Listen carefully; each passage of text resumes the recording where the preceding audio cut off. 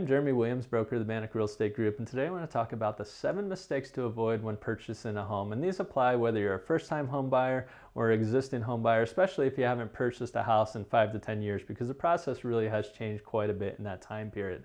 So a couple things I wanted to talk about is number one mistake to avoid is assuming that you need to have 20% down to purchase a home in today's market. And that just simply isn't the truth. There's loans that go down to 3%, and there's even grant programs that will allow you to put down even less than 3% that might be available. So don't assume you can't buy a house if you don't have that 20% down, especially with home prices creeping up the way that they are. You do want to sit down with a qualified lender and make sure that the payments still work for you, so you understand what that means to put down less 20%, but there are options there. Sometimes you just simply don't need as much money as you think you do, or you might assume you do, to purchase a home. And actually the other side applies too. Sometimes we have buyers that are like, hey, I want to take out all my savings and put 50% down on a house. Well, that might make sense to a certain point, but it also might make sense to put a little less down and keep some for a rainy day. So working with the right real estate professional or a lender is going to help walk you through that process and get a better understanding of what down payment should look like. You do have options. Number 2 is biggest mistake of buying more than you can afford. So what I mean by that is a lot of times when you walk into a lender in today's age, you get qualified up to a certain price. And most importantly, at that price, what do your payments look like?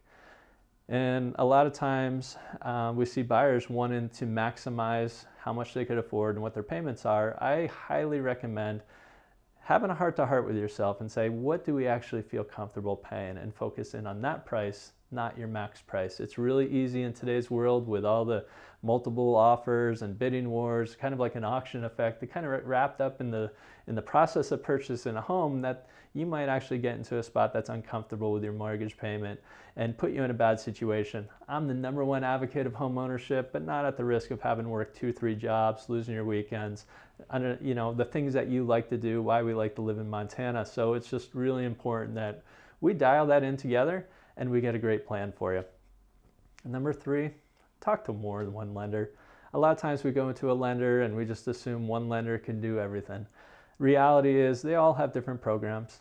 They might have a different program that's tailored to your needs. Some of them have different rates. Some of them have different closing costs. Understanding how the loans work, the service of the lender, whether the lender is stretched too thin. Like, these are all things that we're working with, because the right lender is going to be an advocate for you to get to the end. And it is a big determination of whether that's an easy process or that's a really frustrating process or things get delayed. So making sure you're interviewing the right lender is going to be essential in getting you to a good closing.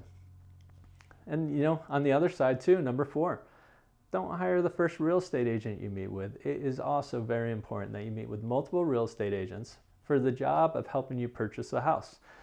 Because in today's market, you're going to want somebody that's experienced, somebody that understands negotiations, someone that's also a great listing agent that sees a lot of offers coming in, so we know how to negotiate against other real estate agents and their clients is going to be a huge advantage of whether you get a house or not in a multiple offer situation, because a lot of people assume it's always price. The highest price win. Well, the reality is there's price and there's terms, and a great agent might be able to negotiate the right terms to get that house at a better price and put you in first position.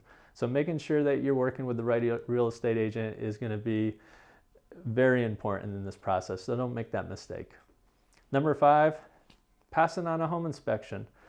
Well, a lot of offers we're seeing right now have no home inspections, and there's a risk associated with that. The last thing we want is to get you to closing, you're all excited to move in, and then you find out that there's something that's going to cost tens of thousands of dollars. You find mold somewhere that's a huge issue, water problems that could cost you tens and thousands of dollars more that you didn't expect.